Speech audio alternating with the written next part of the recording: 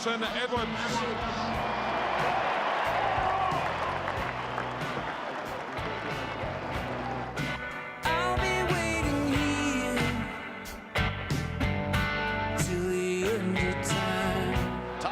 Waits down in front, but it goes out the back door. Who's got the pace? Edwards off the ground! On the lead, Wren. Couldn't quite plug it. Edwards at the back. And he's got another one.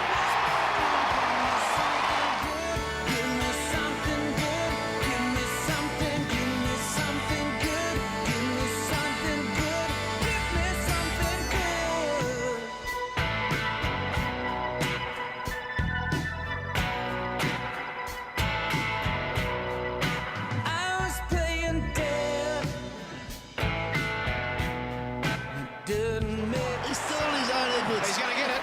This time, at 2, Tyson Edwards in game 3, 2, 1.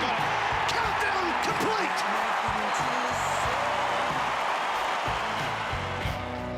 It's like there's no tomorrow.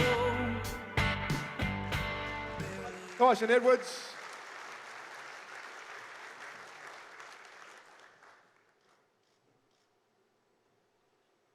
Tyson, well done.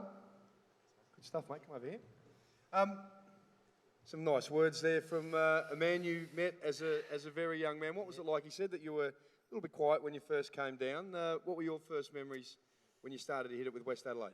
Yeah, I certainly was pretty shy, and probably not the best coach to have when you're a bit shy with Knuckles. And I remember my first game, actually, probably my fondest memory of Knuckles. And I started in the under-17s that year, as Neil said, and come through and played at a reasonably young age, and we played Central Districts at Footy Park, and we were in the rooms before the games, and obviously pretty excited and just wanted to get out there. And he had his final address to the team and was sitting in the room, and yeah, it was a fantastic motivator, as if anyone had anything to do with Neil. And he started talking about the war, and he's talking about who you want in the trench with you, and I'm thinking, shit, I don't want to go to war every week.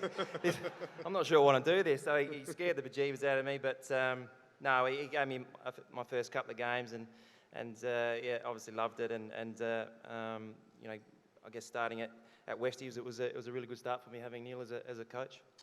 Neil talked about obviously 97, 98, magical times for the Adelaide Footy Club. You had the opportunity at 98 when the siren went to be in a great position. Let's take a look at exactly what happened. The Crows are home. It's ticking away. They've done what we thought was impossible. They've been to Perth, to Melbourne, to Sydney, to Melbourne, and they've come back. And it's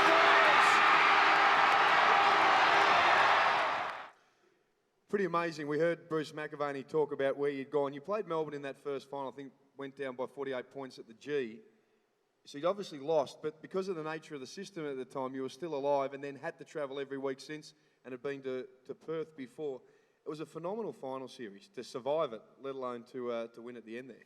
Yeah, look, we were. That was an interesting system then, so we got another crack at it. But I probably apart from all how good it was and winning and the celebrations and all that, I remember obviously Blighty was the coach and he was really disappointed with the result. And after that first week of finals, and if we were going to lose, we were going to lose training hard and being pretty competitive. So the next 3 weeks of training were pretty brutal. But yeah, we had to travel each week. Went to Sydney, I think, the next week and beat Sydney in the wet. I think Darren Jarman and Peter Vardy carved up in the wet there, and then come back and obviously had a couple of games in Melbourne and all went pretty well. But yeah, some really exciting times. But I do remember that final series being probably the hardest week of training I've done. The moment that the siren went, the ball was in your hands. Is that still pretty vivid? What are we now, 16 years on? Yeah, a while ago, yeah. I tried to keep the ball. I said to the ump, can I keep it? He said, no. So I had to give it back. But yeah, it was fantastic. Obviously, I was a little bit lucky, probably in the first final series to get a game. And I passed on that message to the guys I'm coaching now that, you know, hopefully we're coming into a pretty successful period at Port Adelaide. And there's some guys on the fringe which I was sort of in and out of the team, and I said, look, you know, things can turn pretty quickly here. You can get a chance. Make sure you're in good form. And I keep telling them that and telling my story. So hopefully they get a chance at that. Tyson, congratulations on the induction. I'm sure there's some people you'd love to thank. Thank you. like most of the guys, I did write something out here, but I probably won't use it too much. But firstly, thank you to the Commission for the fantastic honour, and would I ever have thought a young lad from the bush, from the Mallee, to be up here talking in front of all you people and to be in the same room as the guys, the people that have played this game at such a high level and given this game so much. I would never have thought that. Thank you for the Commission for that honour to join this elite group. I really think this is something that I feel like I need to share with everyone that's helped me along the way. I don't really see it as my honour. For everyone that's coached me, from my first coach at Wanaka, where I grew up, Bun Cross, who I still remember him teaching me how to bounce the ball back to myself, run around the oval as a young lad. I see it as, for all these people that have helped me, it's ours to share, not mine. And I've spoken about Curls, who scared the crap out of me when I first started. So to the Wanaka Football Club, who I love dearly. I remember running. I always wanted to run water for the A grade when I was a little tacker, just to be out there with the guys and the A graders who I looked up to. I aspired to be one of them, and I love those days. They used to light the bonfire at half time, the A grade, and the smoke used to come across the oval, and all those things I still remember like they were yesterday, although they were so long ago. Thank you to I guess my family has been a huge part of my career. I had two older brothers. We lived in the country. My mum and dad, obviously, they did a lot of travelling with those two, and I was third in line, and some weeks we were travelling 1,000 kilometres to get to training and games and things like that. And being the third in line, the mum and dad were still happy to do it, and I really thank them for that, because without them doing that and taking the time to do it, I definitely wouldn't be here today. And to my brothers, I've got one here tonight, which is fantastic, and his wife Denise, which means a lot to me. I guess growing up, only wanted to be like them. You look up to your older brothers and your idols, and I really just wanted to be as good as what they were, and wanted to be them, and along with my I guess football idol in Stephen Kernan. I was a Glenelg Barracker, and that's who I aspired to be like. Didn't quite grow as tall as sticks, but played a few games. To Mandy, my wife, who I guess when Neil was talking about, I was a pretty shy lad, and he's talking about the inner circle and the outer circle, and Mandy was fantastic at pushing me to be I guess as good as I could be. There was a stage I was going through early on in my career where I thought I was probably that was it for me. My first 2 or 3 years I wasn't going to get much better, and Mandy certainly pushed me, and it was fantastic in letting me or pushing me to get to where I got to.